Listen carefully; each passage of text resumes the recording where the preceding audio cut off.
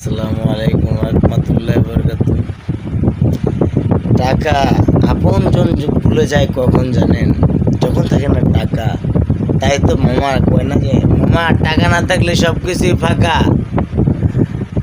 ঘটনা হচ্ছে আপনার উপদেশ দেওয়ার লোকের অভাব পাবেন না।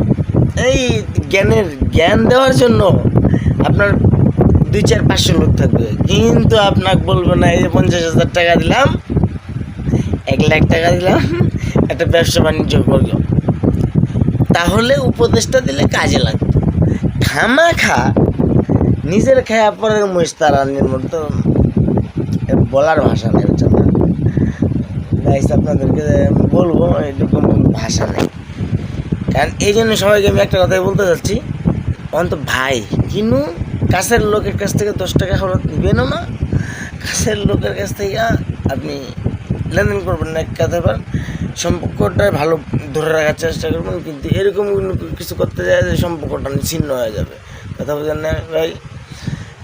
তার কারণ হচ্ছে আমি নিজে বাঁচতে প্রমাণ, আমি নিজে প্রমাণ। তাই সবারই হাতে পায়ে ধরে বলি, ভাই ফিরে আসো, সবাই একসাথে যাই আল্লাহর ঘরে, আল্লাহকে ডাক দেই যেন আল্লাহ সাড়া দেয়।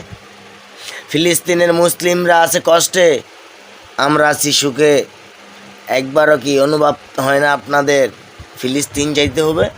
ফিলিস্তিনের শিশুরা কান্না করে, দেখে না কেউ, ইগনোর করে।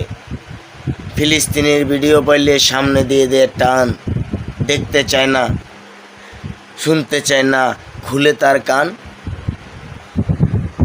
আমরা বাঙালি সবাই সুবিধাবাদী, আমরা বাঙালি সবাই সুবিধাবাদী। আমরা যেদিকে ঝড় সেই দিকে ছাতা ধরি। আমরা এতটুক জঘন্য বলাবিহীন, আমরা এতটুক জঘন্য বলাবিহীন।